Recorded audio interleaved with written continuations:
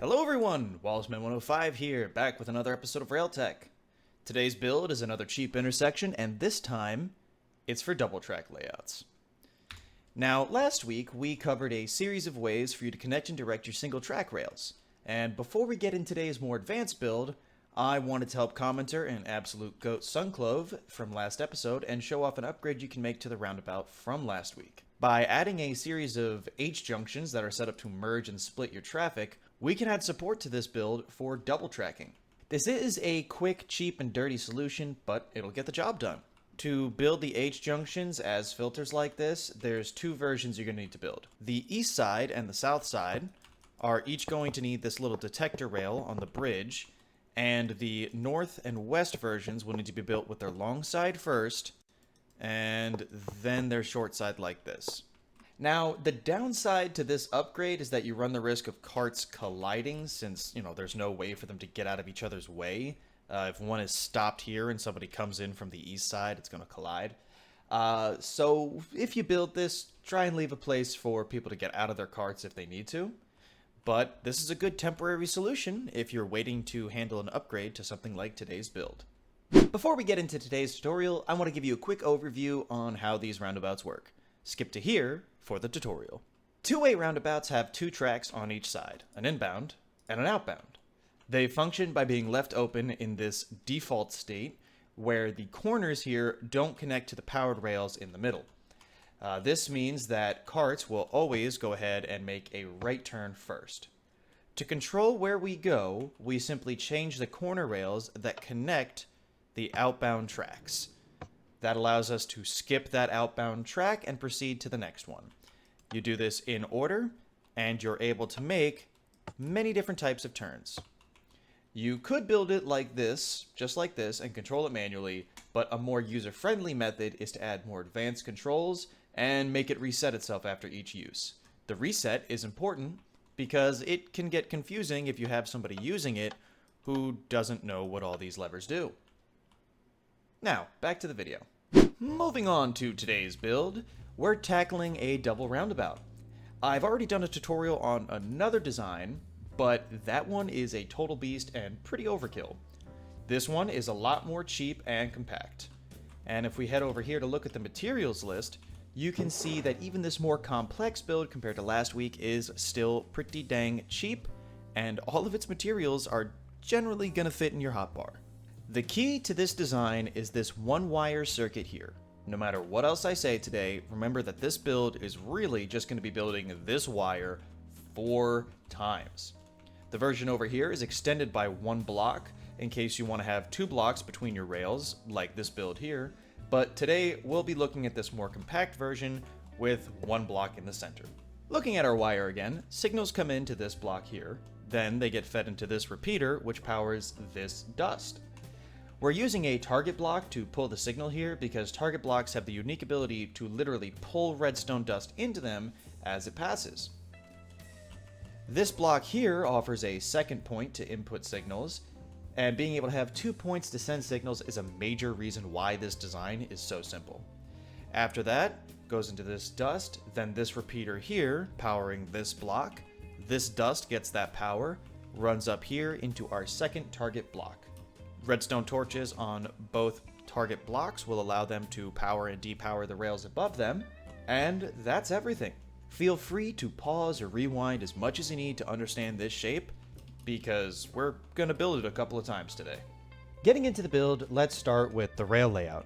First, we need to convert this meeting of rails into a roundabout by bringing the center out a block like this, clearing out everything in our way in the middle.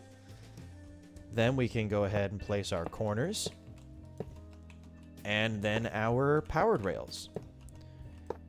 Now we're going to come out here to the outside and power each of these like so.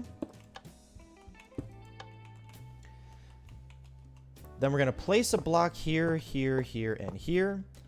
And then we're going to power and depower these once each. And that will show us which rails are gonna need to change what they're doing. Next step, find the corner rails that are going to be your outbound lanes. So if you're looking at it from the center, it's going to be on the right. Then go 2 blocks below with a target block and a torch on top pointing into them. Once we head back up, we check our rails, and remember, we want all 4 sides to look like this one here. So we're going to come over any inbound tracks that are misbehaving, like this one, and just go ahead and power them, like so. And then we can see that this outbound and this outbound are left misbehaving. So we're going to come over to the inside, like this, break these torches, replace them on the side, and then just do the same here. And we head back up top, and we see we've got that nice open default state we're looking for. To finish up your rail layout, you're going to want to come 1 block out like this from your inbound lanes, and then replace these rails with a powered rail dip stop, like so. And then just do that on all 4 sides. Now, with our rail layout complete, it's time to build our first wire. If you're color coding the way I am, you're going to want to come out to the opposite side of this yellow block here and build your first wire like so. We're going to come out a block below and next to, 2 blocks down and over like this, redstone dust on all 3 here. A block above that dust and a block out to the side, repeater facing into that block, then 2 blocks and a 3rd there, up and to the side with redstone dust on all 3. Then we're going to go a block down like that with a repeater facing into it, block going into the repeater, and then out an extra one, and then up and over to the side with redstone dust on all 3. Then just come over next to your rails here and place a block above the dust for each one. And then go ahead and place a wooden button. It does need to be a wooden button on each one. And like that, you're done. That is a whole side of this functional. You'll see if we put a card here, press the button, it'll head to the yellow track. Place a card here, hit the button, it'll head to the yellow track. Now all we need to do is build it on the other 3 sides. While I did point out last week that color coding your tracks and redstone signals is mostly just a style point when it comes to these intersections, once you start working with double track intersections like this one here, it really does help to just keep things, organized. Because as you can see here, even with only 3 sides built, it can be pretty easy to get lost in the redstone here. So color code your wires and your outbounds and you'll never have a problem tracking what you're doing. With all 4 wires in place, you just need to complete 1 more step and your double roundabout will be fully operational. You're going to want to come out to the side of each dip stop here and place your right turn button, which is just a block with a button on it next to the track. We don't need our right turn buttons to interact with any of the redstone below, because remember, we're already in our default state, which has us making right turns. So we just need the block and the button to power the dip stop. And ta-da! Our carts can go any which direction we need them to. Server lag notwithstanding. And with that, your double roundabout is completed. But before I go, here's some tips for using this system.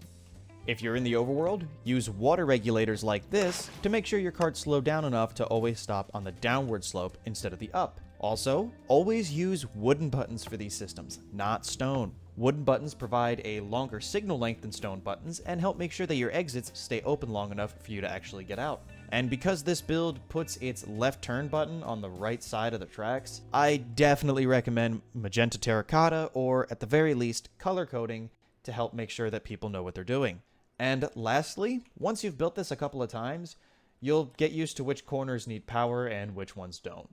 Since there's 4 sides, and it's, based on the cardinal directions, you'll run into the same ones every single build. That's almost a wrap on today's episode of RailTech. Before I go, however, I want to give credit where credit is due. While I've tweaked this design a good bit, the original build I started with came from Hi, I'm CC here on YouTube. I'll have a link to their video down below. Definitely go check them out. Their system is much more focused on automated multi-cart systems though, so be warned. it gets very, very cool and very, very complicated. That said, we'll be easing into those types of systems next week because I plan to begin our Intro to Automation segment. First stop, automatic stops. But with that said, that is a wrap for today's episode. So until next time, guys, I'm Wallace. I hope you learned something, and remember to take it easy.